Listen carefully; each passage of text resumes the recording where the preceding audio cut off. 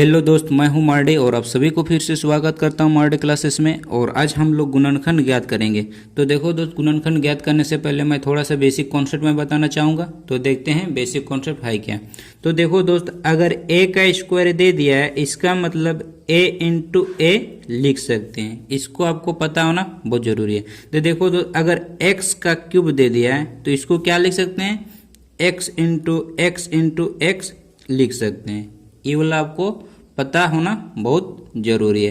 तो देखो तो दूसरा कॉन्सेप्ट क्या है, अगर ए बी सी दे दिए तो इसको हम कैसे लिख सकते हैं, A dot B dot C बराबर इसको A into B into C, इसको ऐसे भी लिख सकते हैं। तो देखो दोस्त, ये तीनों का मतलब इंटू ही होता है। तो देखो तो ऐसे भी रह सकता है तब भी इंटू में है, ऐसे भी रहता है तब भी इंटू में, और ऐसे रहता है तो तब तो इंटू में ही है।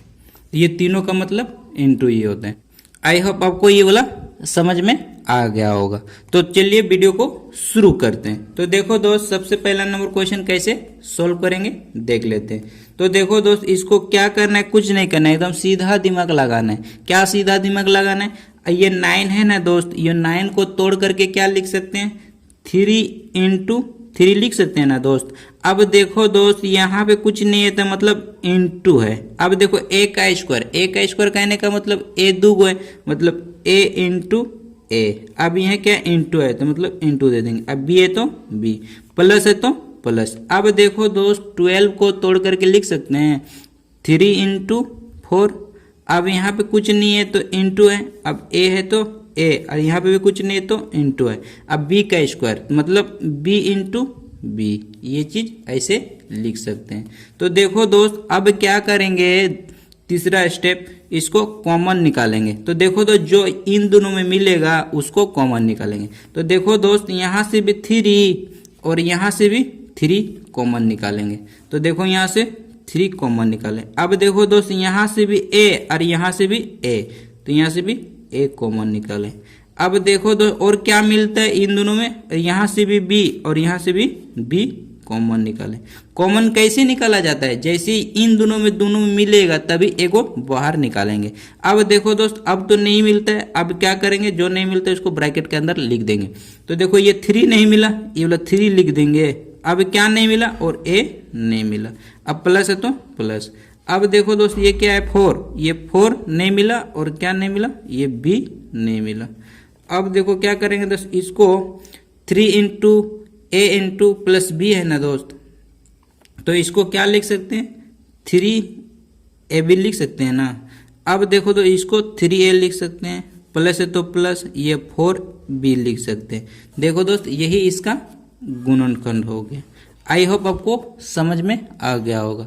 तो देखो दोस्त, वीडियो अच्छा लगे तो वीडियो को जरूर लाइक करना, और चैनल में नया है तो चैनल को जरूर सब्सक्राइब करके ऑल वाला बटन को भी प्रेस कर देना, क्योंकि आप लोग का सपोर्ट बहुत ही जरूरी है। तो चलिए देखते हैं दूसरा नंबर क्वेश्चन।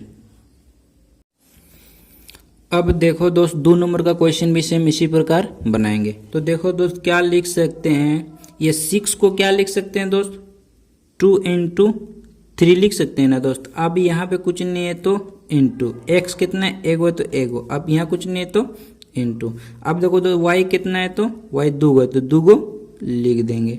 अब देखो दोस्त, यहाँ कुछ नहीं है तो इंटू, जेड कितना है 3 गो, तो कितना 3 गो जेड लिख देंगे। अब प्लस है तो प्लस।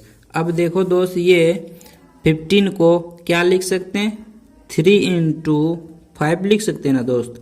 अब देखो यहाँ पे कुछ नहीं है तो इंटू, देखो तो x कितना है, दूगो x लिख देंगे। अब y कितना है दोस्त, एगो। अब z कितना है, दूगो। अब देखो दोस्त, ये टोटल लिख लें। अब देखो क्या कर सकते हैं दोस्त, अब देखो इन दोनों में से कॉमन निकालेंगे। तो देखो तो जो मिलेगा वो कॉमन निकालेंगे। तो देखो तो यहाँ भी 3 और यहाँ भी 3, तो यहाँ से क्या निकला, 3 कॉमन निकला। अब देखो दोस्त, यहाँ भी x और यहाँ भी x, तो क्या इंटू करके यहाँ भी x कॉमन निकला। अब देखो दोस्त, यहाँ भी y और यहाँ भी y, यहाँ से भी y कॉमन निकले। अब देखो दोस्त, यहाँ भी z और यहाँ भी z, तो यहाँ से भी z निकला। अब फिर क्या, यहाँ भी z और यहाँ भी z, फिर z कॉमन निकला। अब देखो दोस्त और कॉमन निकल रहा है नहीं ना। अब क्या करेंगे दोस्त, अगर नहीं निकलेगा उस टाइम क्या कर देंगे, जो नहीं निकला उसको ब्रैकेट के अंदर ही रहने देंगे। देखो यहाँ से 2 नहीं निकला और क्या नहीं निकला, यहाँ से y और z नहीं निकला। अब प्लस है तो प्लस। अब यहाँ से क्या नहीं निकला, यहाँ से 5 नहीं निकला और क्या x नहीं और क्या ओनली x ही नहीं निकला। अब देखो दोस्त, अब क्या कर सकते हैं दोस्त, इसको लिख सकते हैं 3x y और z दूंगा ना दोस्त, तो उसका पावर में क्या हो जाएगा 2 हो जाएगा। अब देखो दोस्त ये क्या लिख सकते हैं 2yz प्लस 5x, ये इसका गुणनखंड हो गया। आई होप आपको समझ में आ गया होगा। तो देखो दोस्त, अभी तक चैनल को सब्सक्राइब नहीं किया तो चैनल को सब्सक्राइब कर देना और फिर मिलते हैं अगला वीडियो के साथ। आज के लिए जय हिंद जय भारत।